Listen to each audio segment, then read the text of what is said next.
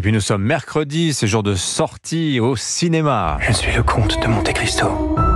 Le Comte de Monte Cristo, c'est l'un des cartons du cinéma dans les salles obscures. 7 millions d'entrées, énorme succès populaire qui profite au musée. Le film vous a donné envie aussi de relire Le Comte de Monte Cristo et vous êtes très nombreux aussi donc à visiter le château d'Alexandre Dumas. Il se trouve à Port-Marly dans les Yvelines. La fréquentation a augmenté de 50% en un an.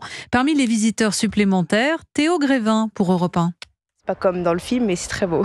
Dans les jardins du château de Monte Cristo, les visiteurs replongent dans l'œuvre d'Alexandre Dumas. Le parc aménagé à l'anglaise dissimule une demeure où l'auteur s'enfermait des heures pour écrire.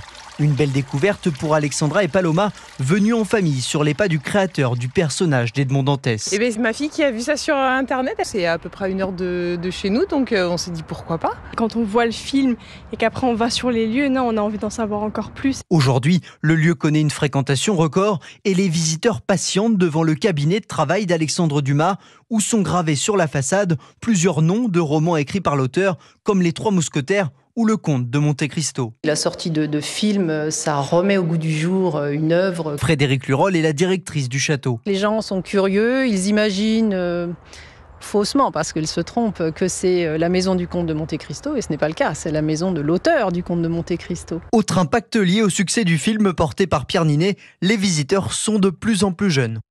Et le cinéma à l'honneur à Venise aussi, chez la Mostra de Venise, débute ce soir avec une pluie de stars jusqu'au 7 septembre. Parmi elles, Angelina Jolie, Nicole Kidman, Brad Pitt ou encore George Clooney.